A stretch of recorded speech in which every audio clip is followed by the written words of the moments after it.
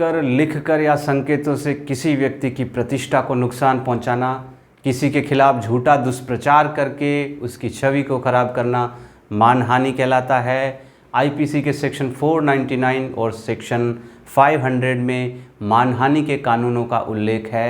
मानहानि का केस आप दो प्रकार से कर सकते हैं, नंबर 1 सिविल केस और नंबर 2 क्रिमिनल केस या आपराधिक मामला।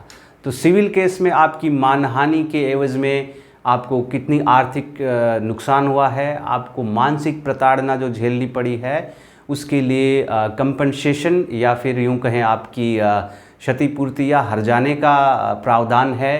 और ये क्षतिपूर्ति या कंपनसेशन कितना होगा ये आपको कोर्ट में प्रूव करना है कि आपकी मानहानि की वजह से आपको कितना आर्थिक नुकसान उठाना पड़ा या आपको कितनी मानसिक प्रताड़ना है वो झेलनी पड़ी। इसके अलावा आप आपराधिक मामला भी दर्ज करवा सकते हैं मानहानि के विरुद्ध, जिसमें कि अधिकतम 2 साल की जेल की सज़ा है, या फिर आप दोनों ही तरह के केस है वो फाइल कर सकते हैं।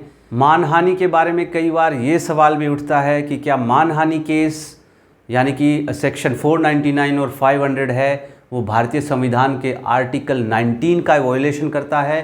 तो दोस्तों आपकी जानकारी के लिए बता दूं, भारतीय संविधान का आर्टिकल 19 जो है वो व्यक्ति की अभिव्यक्ति की स्वतंत्रता यानी कि freedom of speech and expression है, उसके बारे में है।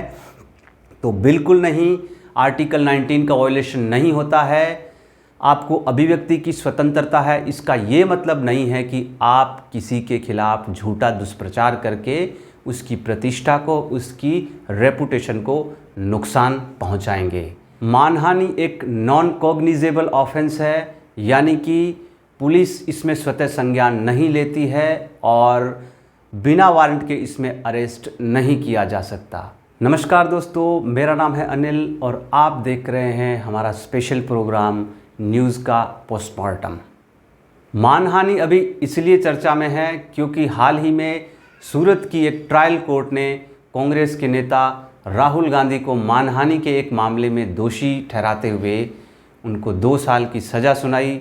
और इसी के साथ अगले ही दिन लोकसभा सचिवालय ने एक नोटिफिकेशन जारी करते हुए राहुल गांधी की संसद सदस्यता को ख़त्म करने की जानकारी दी। चलिए आगे बढ़ने से पहले फटाफट देख लेते हैं कि आखिर ये मामला क्या था। तो दोस्तों साल 2019 की बात है, अप्रैल का महीना चल रहा था और देश के आम चुनाव की सरगर्मी है वो पूरे देश में चल रही थी। कांग्रेस के नेता राहुल गांधी 13 अप्रैल 2019 को कर्नाटक के कोलार में एक जनसभा को संबोधित कर रहे थे। चुनावी भाषण के दौरान राहुल गांधी अचानक कुछ ऐसी बात बोल गए जिसकी वजह से आज उन्हें इतनी बड़ी मुसीबत का सामना करना पड़ रहा है। आखिर राहुल गांधी ने ऐसा क्या बोल दिया था, आइए सुनते हैं उन्हीं की जुबानी।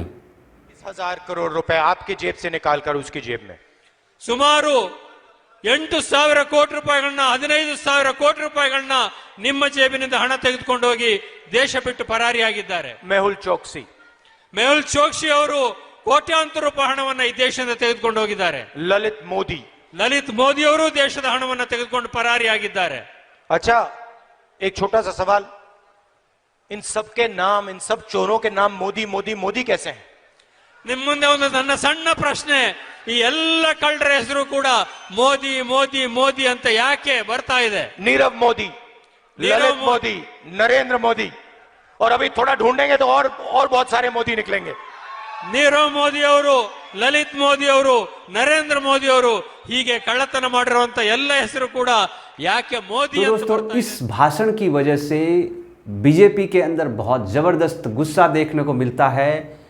गुजरात के सूरत से बीजेपी के विधायक पूर्णेश मोदी राहुल गांधी पे सूरत में ही राहुल गांधी के विरुद्ध एक केस फाइल करते हैं और जिसमें बताते हैं कि राहुल गांधी ने पूरे मोदी समाज का अपमान किया है, उनकी प्रतिष्ठा को नुकसान पहुंचा है उसकी वजह से, और राहुल गांधी के विरुद्ध वो मानहानि का आपराधिक मुकदमा दर्ज करवाते हैं। मामला सूरत की ट्रायल कोर्ट में जाता है जहां पे काफ़ी साल ये मामला चलता है और अभी हाल ही में 23 मार्च को ये सूरत की जो ट्रायल कोर्ट है इन्होंने राहुल गांधी को दोषी पाया और इस मामले में उनको 2 साल जेल की सज़ा है वो सुनाई है।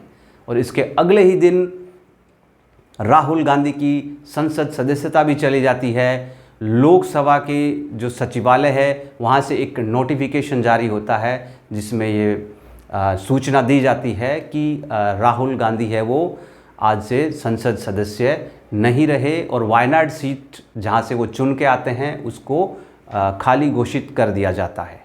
राहुल गांधी पे हुई कार्रवाई के संबंध में हमें 2 चीज़ें समझने की बहुत आवश्यकता है। अगर ये 2 चीज़ें हमें समझ में आ जाएगी तो इस मामले की जो टेक्निकल एंगल है वहाँ तक हम पहुँचने में सफल होंगे और थोड़ा सही से हम समझ पाएंगे। ये 2 जो बातें हैं ये इसमें एक है जनप्रतिनिधित्व अधिनियम 1951 और नंबर 2 है lily Thomas versus union of India case 2013। इसका जो सुप्रीम कोर्ट का डिसीजन है इस मामले में वो भी बहुत महत्वपूर्ण है और राहुल गांधी की जो संसद सदस्यता गई है उसके पीछे इन दोनों चीज़ों का बहुत बड़ा हाथ है। आइए डिटेल में समझते हैं आखिर ये दोनों चीज़ें हैं क्या। तो दोस्तों जनप्रतिनिधित्व अधिनियम 1951 के क्लोज 8 का सब क्लोज 3 ये कहता है कि अगर कोई जनप्रतिनिधि किसी भी मामले में दोषी करार दिया जाता है और उसको 2 साल से ज़्यादा की सज़ा अगर सुनाई जाती है तो उसकी सदस्यता खत्म हो जाएगी और इसके साथ ही उसकी सज़ा खत्म होने से लेकर अगले 6 साल तक वो कोई चुनाव भी नहीं लड़ सकता, वो किसी भी चुनाव में भाग नहीं ले सकता। इसी अधिनियम में क्लोज 8 का सब क्लोज 4 है वो ये कहता है कि अगर कोई सांसद वो चाहे लोकसभा का हो या राज्यसभा का हो या फिर विधानसभा सदस्य या विधान परिषद का कोई सदस्य अगर उसको कोर्ट दोषी करार देता है तब भी 3 महीने तक उस सदस्य को आप अयोग्य घोषित नहीं कर सकते, उसको अयोग्य घोषित नहीं किया जा सकता। और अगर वो चुनाव भी लड़ सकता है यानी कि अगर वो रिवीजन एप्लीकेशन भी फाइल करता है तो उस एप्लीकेशन का अंतिम निर्णय आने तक वह अयोग्य नहीं होगा। और लिली थॉमस जो सुप्रीम कोर्ट की एक वकील थी वो इसी क्लॉज के विरुद्ध वो सुप्रीम कोर्ट में जाती है और इसको चैलेंज करती है।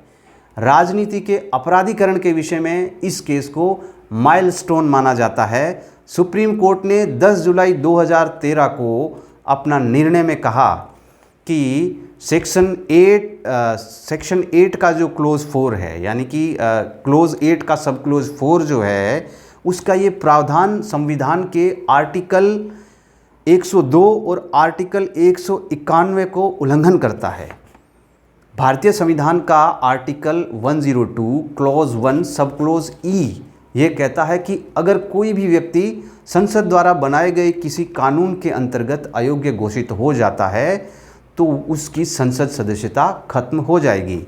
और इसके साथ ही आर्टिकल 191 क्लोज 1 सब क्लोज ई जो ये कहता है कि अगर कोई भी व्यक्ति संसद द्वारा बनाए गए किसी कानून के अंतर्गत अयोग्य घोषित होता है तो वो विधानसभा और विधान परिषद की उसकी जो सदस्यता है वो खत्म हो जाएगी, उसके लिए वो अयोग्य हो जाएगा। इसमें न सिर्फ चुने हुए सदस्यों को बल्कि जो निकट भविष्य में चुनाव के लिए नामांकन भरते हैं उन लोगों को भी शामिल किया गया था। साथ ही साथ सुप्रीम कोर्ट ने यह भी कहा कि ये प्रोविज़न संविधान के आर्टिकल 14 में मेंशन जो समानता का अधिकार है उसका भी उल्लंघन करता है और ये निर्णय दिया कि संसद के पास जनप्रतिनिधित्व अधिनियम 1951 में क्लोज 8 का सब क्लोज 4 जो है ये जो 3 महीने तक का टाइम देता है उसको अयोग्यता से सस्पेंड करने का, उसको लागू करने की शक्ति संसद के पास नहीं है। साथ ही इस क्लोज को असंवैधानिक भी घोषित करते हुए सुप्रीम कोर्ट ने ये आदेश दिया कि जो संसद सदस्य, विधानसभा सदस्य, विधान परिषद के सदस्य जिन्हें किसी भी अपराध के लिए दोषी सिद्ध किया गया है और जिन्हें 2 साल की सज़ा सुनाई गई है उनको तुरंत प्रभाव से अयोग्य घोषित किया जाएगा। यानी कि उनकी सदस्यता है जिस दिन उनकी उनके ऊपर दोष सिद्ध होता है, जिस दिन फैसला आता है उनके ऊपर दोष सिद्धि का, उसी दिन से वो अयोग्य हो जाएंगे। तो इस प्रकार इस केस का राजनीति के अपराधीकरण को कम करने में काफ़ी अहम योगदान रहा है। तो दोस्तों, कुछ लोग ये कहते हैं कि राहुल गांधी ने अपने पैरों में खुद कुल्हाड़ी मारी थी। आखिर राहुल गांधी ने ऐसा क्या किया था कि जिसकी वजह से वो आज इस मुसीबत में पड़े हुए हैं? तो इसके लिए हम आपको थोड़ा सा इतिहास में लेके जाएंगे। साल 2013 की ये बात है। सुप्रीम कोर्ट के ये फैसला आने के कुछ ही समय बाद में बिहार के आरजेडी के लालू प्रसाद यादव है, उनके ऊपर चारा घोटाले मामले का फैसला आता है। वो दोषी करार दिए जाते हैं, उनको 7 साल की सज़ा सुनाई जाती है। सुप्रीम कोर्ट के इस फैसले के हिसाब से उनके राजनीतिक कैरियर का अंत लगभग दिखाई दे रहा है, क्योंकि एक तो उनको जेल की सज़ा हुई है, उनकी सदस्यता तो चली ही जाएगी। इसके बाद में सज़ा ख़त्म होने से अगले 6 साल तक वो चुनाव भी नहीं लड़ सकते, क्योंकि वो आरजेडी उस टाइम पे यूपीए के साथ गठबंधन में थी। तो तत्कालीन यूपीए गवर्नमेंट सुप्रीम कोर्ट का ये फैसला जो है इसको न्यूट्रलाइज करने के लिए एक ऑर्डिनेंस लेके आई थी। तमाम विपक्षी पार्टियों सहित भाजपा ने इसका ज़बरदस्त विरोध किया था और इस ऑर्डिनेंस के पक्ष में कांग्रेस के नेता और उनके प्रवक्ता है अजय माकन एक प्रेस कॉन्फ्रेंस करते हैं। अचानक से राहुल गांधी उस प्रेस कॉन्फ्रेंस में पहुंचते हैं और वो इस ऑर्डिनेंस को बकवास बताते हुए कहते हैं कि ये ऑर्डिनेंस बिल्कुल बकवास है और इसको फाड़ के डस्टबिन में फेंक देना चाहिए। ध्यान रखने की बात यह है कि तत्कालीन प्रधानमंत्री मनमोहन सिंह उस टाइम पे यहाँ पे नहीं थे, वो विदेशी दौरे पे थे अपने कहीं। और उसके बाद में राहुल गांधी मनमोहन सिंह को एक चिट्ठी लिखते हैं और इस ऑर्डिनेंस को वापस लेने की रिक्वेस्ट करते हैं। तो इस तरह से ये ऑर्डिनेंस वापस हो जाता है, बिल की शेप नहीं ले पाता है ये ऑर्डिनेंस। और चूँकि अगर उस टाइम पे राहुल गांधी ये अगर कदम नहीं उठाते तो शायद उनकी सदस्यता है वो आज बच जाती, शायद वो आज इतनी बड़ी मुसीबत में नहीं पड़ते। तो दोस्तों, जब से राहुल गांधी की सदस्यता गई है, कांग्रेस समेत पूरा विपक्ष है इसके विरोध में है। तो क्या राहुल गांधी का मामला पहला ऐसा मामला है या इससे पहले भी ऐसे जनप्रतिनिधि है वो अयोग्य करार दिए जा चुके हैं? तो जी हाँ दोस्तों, ये पहला मामला नहीं है। इससे पहले भी बहुत से लोगों के साथ में ऐसा हो चुका है। देश के लोकतांत्रिक इतिहास में लगभग 200 सांसद और विधायकों को इस तरह से अयोग्य घोषित किया जा सका है। और खुद राहुल गांधी परिवार से तीसरे ऐसे नेता हैं जो कि अयोग्य घोषित किए गए हैं। इससे पहले श्रीमती इंदिरा गांधी जो 1971 के इलेक्शन थे उसमें सरकारी संसाधनों के दुरुपयोग करने के मामले में उनको इलाहाबाद हाई कोर्ट ने दोषी पाया गया था और जिसकी वजह से उनकी सदस्यता चली गई थी। इसके अलावा उनकी माताजी श्रीमती सोनिया गांधी है, वो 2004 में जब रायबरेली से इलेक्शन लड़ी थी और बाद में चुनाव जीती और उस टाइम पे वो राष्ट्रीय सलाहकार परिषद की अध्यक्ष थी। यानी कि सीधा सीधा ये मामला जो है लाभ के पद का था और बाद में जब लगा कि उनकी संसद सदस्यता नहीं बचेगी तो उन्होंने खुद ही इस्तीफ़ा दे दिया था। तो राहुल गांधी तीसरे ऐसे व्यक्ति है अपने परिवार के जिनके ऊपर ये कार्रवाई हुई है। इसके अलावा लालू प्रसाद यादव है चारा घोटाले मामले में, जयललिता आय से अधिक संपत्ति के मामले में, आजम खान भड़काऊ भाषण के मामले में, उनके बेटे अब्दुल्ला आजम है वो फर्जी जन्म प्रमाण पत्र के मामले में, और कांग्रेस के ही राज्यसभा के सांसद राशिद मसूद वो भी भ्रष्टाचार के मामले में, और भाजपा के विधायक कुलदीप सेंगर जो कि रेप के मामले में है वो उनके दोषी पाए गए थे और उनके ऊपर इस तरह की कार्रवाई हुई है। और इस तरह के अगर पहले मामले की अगर हम बात करें तो सबसे पहला मामला जो है वो कांग्रेस के सांसद लाल दुहोमा, उनके ऊपर पहले इस तरह की कार्रवाई हुई थी। सबसे पहले एक से व्यक्ति थे जिनकी संसद सदस्यता है वो चली गई थी। लाल दुहोमा एक एक्स IPS ऑफिसर थे जो श्रीमती इंदिरा गांधी के सिक्योरिटी प्रमुख भी थे। बाद में 1984 में वो मिज़ोरम से निर्विरोध लोकसभा के सांसद चुने जाते हैं। अपनी पार्टी कांग्रेस छोड़ के वो किसी दूसरी पार्टी में चले जाते हैं जिसकी वजह से 1988 में एंटी डिफेक्शन लॉ यानी कि दल बदल कानून जो है उसके अंतर्गत उन पे कार्रवाई होती है, वो दोषी पाए जाते हैं और उनकी सदस्यता है वो चली जाती है। तो दोस्तों आज के इस सेगमेंट में बस इतना ही।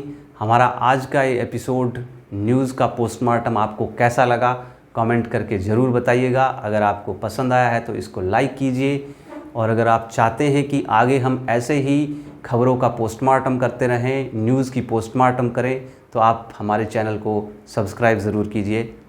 धन्यवाद।